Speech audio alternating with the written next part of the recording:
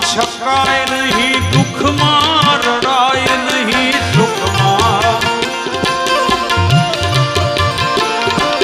સુખમાં છકાય નહીં, દુઃખમાં રડાય નહીં, સુખમાં એ ભક્તિ ભૂલાય નહીં, માળા છે ડોકમાં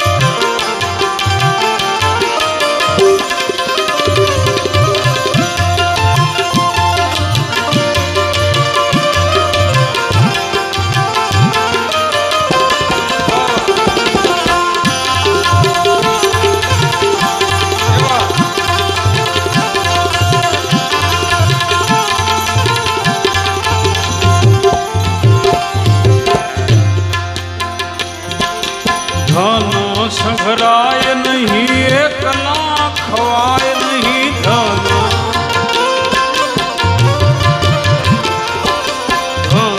સંઘરાય નહીં એકલા ખવાય નહીં ધન ભેદ રખાય નહીં હો મારા છે લોકમાં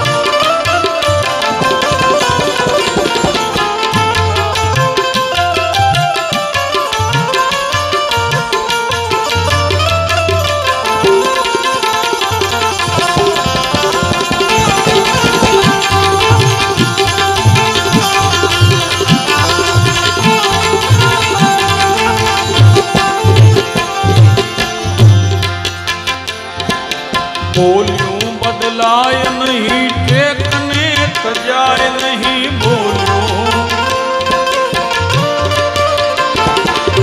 બોલ્યું બદલાય નહીં ટેકને તજાય નહીં એ બાનું લજવાય નહીં માળા છે લોકમાં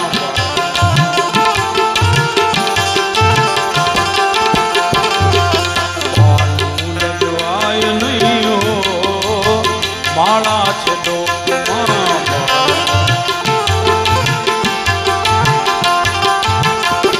શ્રી હરિહરાનંદજી કહે સત્યને ચુકાય નહીં હરિહરા શ્રી હરિહરાનંદજી કહે સત્યને ચુકાય નહીં હરિહરા નારાયણ વિસરાય નહીં હો મારા છે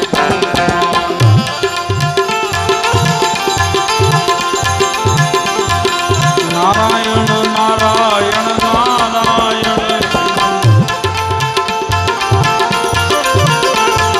નારાયણ નારાયણ નારાયણ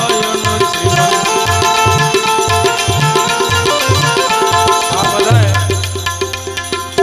પરમાત્માએ રૂડો મનુષ્ય દેહ તમને મને આપ્યો છે રૂડા બે હાથ આપ્યા છે ક્યાંય ખોટ નથી આપી સરસ મજાના હાથ બધા હાથ ભેગા કરી તાળીઓ લગાવી અને ગુરુ મહારાજના દરબારમાં ગુંજ થાવી જોઈએ બધા તાળીઓ વગાડી અને બોલજો બધા નારાયણ નારાયણ નારાયણ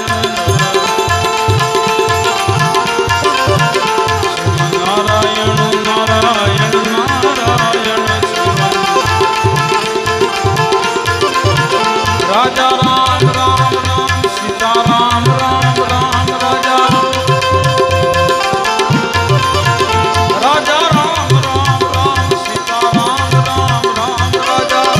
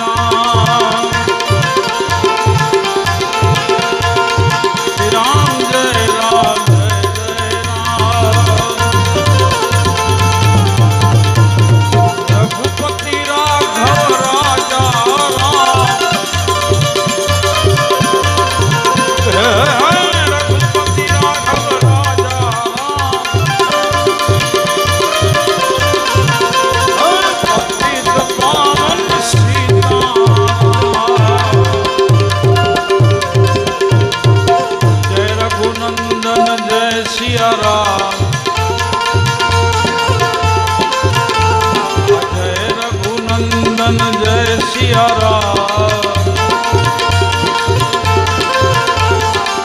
जानकी वल्लभ सीता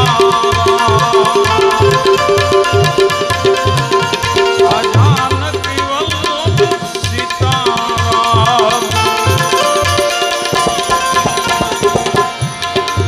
हाथों से कर घर के काम, हाथों से कर घर के काम, मुख से बोलो सीता,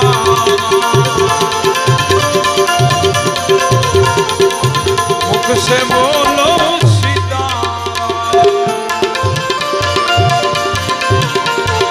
सीताराम सीताराम भज प्यारे, सीताराम सीताराम भज प्यारे, आ नहीं जन्म वारम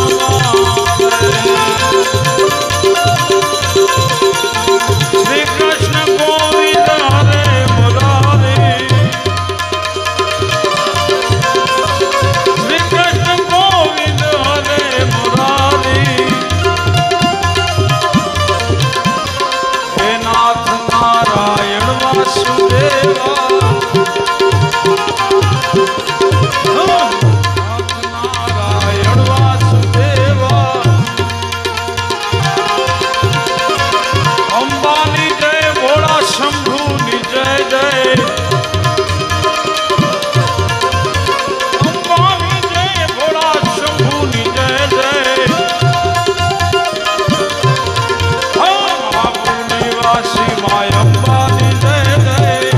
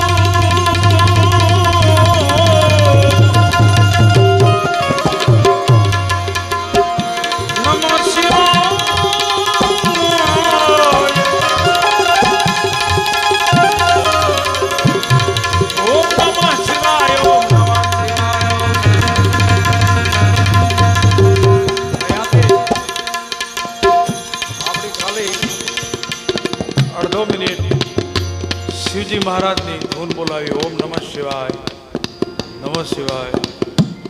તમને બધાને વિનંતી, બધાએ આંખ બંધ કરી અને ખાલી અડધો મિનિટ, જાજો ટાઈમ નહીં, કારણ કે મન પછી બહુ ચંચળ છે ભાગવા માટે. મન છે ને માતેલા હાથી જેવું છે, એને પકડવું બહુ મુશ્કેલ છે. જેણે જેણે આના ઉપર સત્તા મેળવીને એ મહાપુરુષ કહેવાના, એને વશમાં કર્યો. બહુ અઘરું છે. એ ગાયના શિંગડા ઉપર રાઈનો દાણો ઠેરે, ગાયના શિંગડા ઉપર રાઈનો દાણો ઠેરે એટલી વાર જો મન ઠેરી જાય ને પરમ તત્વના નામમાં, તોય બેડો પાર થઈ જાય. એટલે જ કીધું છે સંતે મહાપુરુષ કે પડા રહે દરબાર મેં ધક્કા ધણી કા ખાય, કબ હુક લેર દરિયાવ કી કે બેડા પાર હો જાય. એમ ખાલી અડધો મિનિટ તમે આમાંથી કદાચ કોક એવો તાર લાગી જાય, કાંઈ નક્કી નહીં. સમજ્યા? પરીક્ષિત રાજા સુખદેવજી મહારાજ જ્યારે પધાર્યા, વાત લાંબી છે, સરપદંશ થયો અને મુક્તિ માટે જેમાંથી ભાગવતજીનું સર્જન થયું.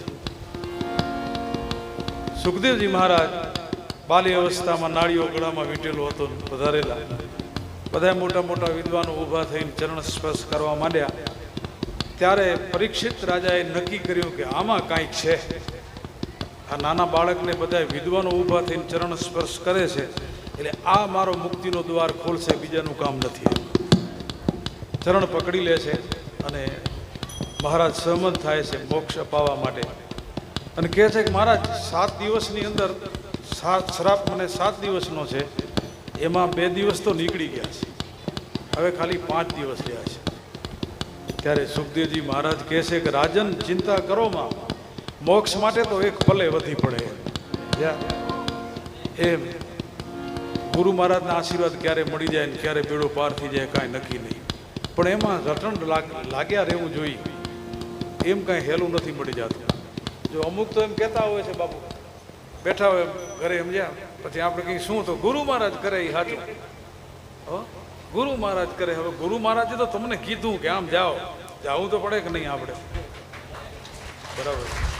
બાપુએ આપને રસ્તો બતાવી દીધો કે આ રસ્તો છે પરમ તત્વ તરફ જવાનો, સત્યનો રસ્તો આ છે.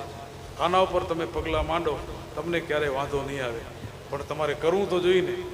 બાકી ખાટલામાં પડ્યા પડ્યા પાંગથું તાણો, ગુરુ મહારાજ કરે સાચું એમ કેમ હાલે? ગુરુ મહારાજ મોક્ષનો દ્વાર છે.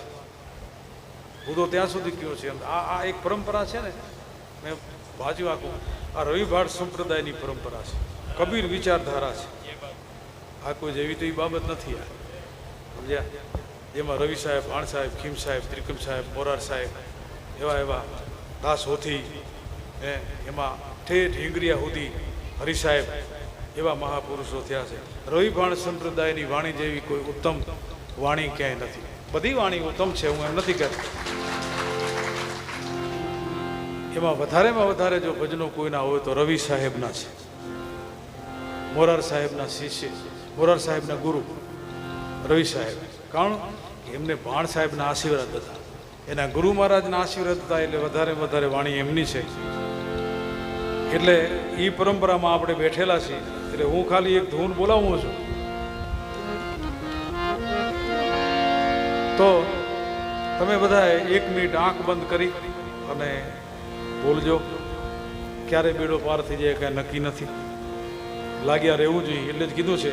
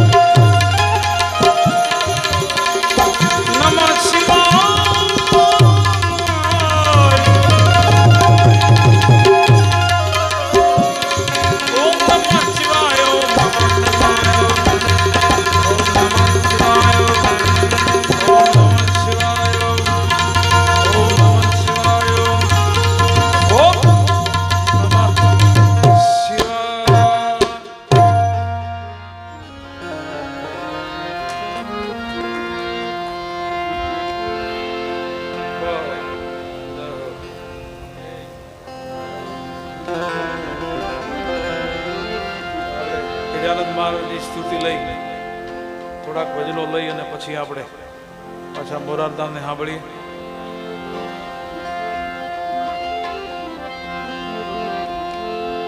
ગુરુમુખી વાતાવરણ છે એટલે આનંદની વાત છે. અને એમાં સુખરામ બાપુના બધા શિષ્યો છો આ બધા, એમાં એમને કેળવેલા છે, એમાં કાંઈ ખામી હોય જ નહીં, ન હોય ખામી. તમને એવું ન થવું જોઈએ કે આ સમરથસિંહ દરબારની ઓલી કરે છે, એવું ન થવું જોઈએ. પણ અમારે સાંગરાણા રમજુ બાપુ છે ને એમ કે શું કે દરબારનો દીકરો જ્યાંથી હાલે ને અહીંયા લોખંડમાં લીટા કરે. ગુરુ બને તો ગુરુ બની જાય.